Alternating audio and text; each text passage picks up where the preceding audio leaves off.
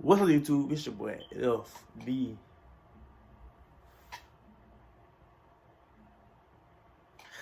Hey, oh yeah, 2020. Hey, 2020, we got some great things coming, bro. Bangers, bangers. That's all I'm gonna say. I'm uploading twice a day. Whether it's gonna be a reaction video, public interviews, I'm gonna drop some every day. Cause this year, I'm gonna take off, like a rocket. But yeah, so they're gonna bring it to. I got stuck on the roof. Wait, nigga, what? Let me explain studios. So we finna see like how you got stuck on the roof. Like explain to me how you got stuck on the roof, bro. So yeah, let's get straight to it. Hello, my geeks and peeps, my explainers and entertainers, my little oodle-lollies. Rebecca Parham here. Even when I was young, I never understood the type of kid who did stupid, dangerous things for fun or attention. My grandfather, who was a rocket scientist for the Air Force, used to say that a mark of intelligence was understanding cause and effect. If I jump off of this very high rock into very shallow water, there is a high probability that I will break something important and possibly do permanent damage to my frail human body. Maybe the admiration of my peers isn't worth risking my entire future as a just kidding yeet! I wasn't. Bro, you can't do stuff for attention, bro. If you gonna do something, do it for yourself, bro. See, that's what she talking about, bro. You can't be doing stuff for attention. I don't need no attention, bro. Those kids. Not even close. I was the terrified one in the corner who had to muster up courage just to ask for the hall pass. So it's a jolly good wonder how I ended up in this precarious predicament that I'm about to describe to you. Let's rewind the clock, shall we? Hey, middle school Becca, you're up. The year was 6th grade. Still doing the preparatory school thing and still very much a loner geek obsessed with Pokemon video games and cartoons. But around this time, I did manage to make one friend for a short while. She was in the grade above me, which I thought made me so cool. At this school, you didn't make friends outside your grade. You stuck to your own kind. So the fact that an older girl wanted to be friends not only made me feel special, but it made me feel like I was getting away with something. We'll call her Kay. And looking back, it's pretty clear to me why we got along so well. While I personally thought she was one of the cool kids, she was clearly the loner weirdo geek in her own class. Proof that perspective is everything. Maybe one day I'll be as cool as her. She also liked Pokemon and video games and was really good at Super Smash Bros., the original. She's also the one who taught me the infamous item duplication glitch in Pokemon Red and Blue. So, yeah. The geek was strong with this one. One day, Kay invited me over to her house for a sleepover. Now, you have to remember, at this point in my life, my family lived out in the country. So, most of the kids at school did too. And Kay's house was on a very big piece of property. Many acres and far away from any neighbors. Levels of seclusion that made you wonder what the hell the parents were up to.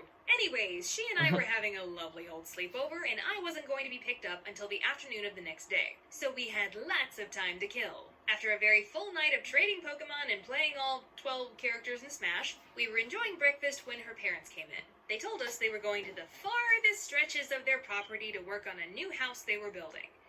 Right, new house. Gotcha. I'm ignoring the shovels and suspicious tarp. 1 second after Kay's parents closed the door behind them, she turned to me and gave me one of those looks that said, I'm about to drag you into something you're gonna regret. You wanna go out on the roof? Go what, do, where now?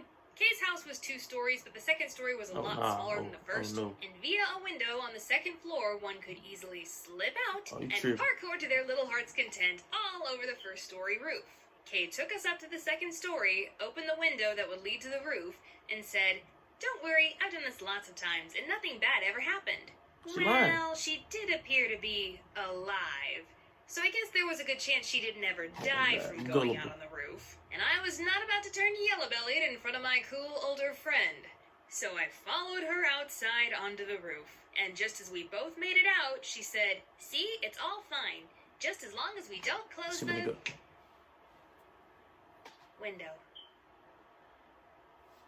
I really hope you went to the bathroom before this. Turns out, the window locked automatically whenever it was closed, and no amount of us trying was getting it to budge. Now, modern innovation would make this a non-problem, because everybody and their grandmother has cell phones that might as well be implanted into our hands. But back then, you didn't get a cell phone until you were like a teenager, if you were lucky, And whatever phone you did get was just that, a phone. Not a mini computer with access to a literal world of distractions and activities. Hey. So even if I did have a phone back then, chances are I wouldn't be carrying it on me anyways. So that meant we were stuck. On a roof, with no one else around. I vote you jump. If your legs aren't broken, go back in the house and open the window. Neither of us were going to jump. First off, it would have been stupid. Secondly, her house was on a hillside with lots of jagged rocks. So if you jumped, you weren't just going to fall 12 feet. You were going to hit and then tumble down a steep rocky hill. So, you know, might get a boo-boo. There were trees around us, but none of them were close enough for us to climb down. And if my childhood bully friend Jocko taught me anything, it's that twigs have a weight-bearing limit. Our next option? Scream! Kay's parents were working on a house over a mile away. So all we two middle school girls had to do was create the same level of decibels as a rock concert in order to just barely be heard at that distance. Yeah. Surprise, surprise. 10 minutes of screaming didn't do anything. It just made us a little hoarse. So we couldn't jump, we couldn't climb, and we couldn't call for help. What is a girl to do? Well, my beautiful mind came up with a real humdinger. I started grabbing leaves off the adjacent branches and spelling out SOS on the roof. Yes, I really did that. I don't know who I was trying to flag down. A helicopter? Kite? SOS. A passing buzzard? Hey! Hey! What do you mean? We're about to be dead soon, so you might as well stick around. Ah, come on now. It could totally be worse. No.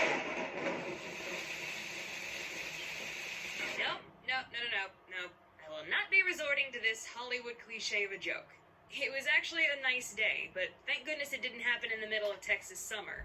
We definitely would have looked like SpongeBob and Patrick in Shell City by the end of it. We were stuck up there for 2 hours. But thankfully her parents weren't away that long. Must have been quite a sight to come home to. Hello, Mr. and Mrs. K's parents. I see you've made short work of that suspicious tarp.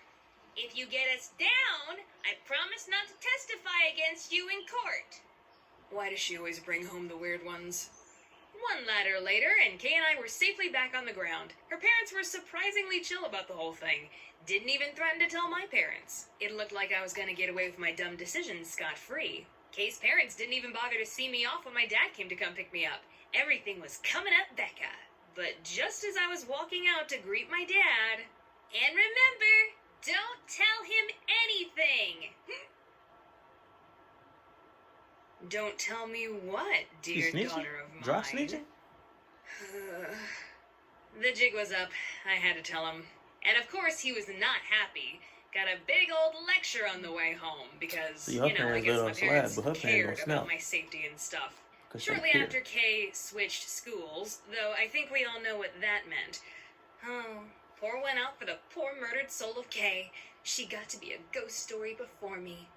May her roof-climbing hijinks live on in infamy. Why did I always make friends with the weird ones? Ain't no way.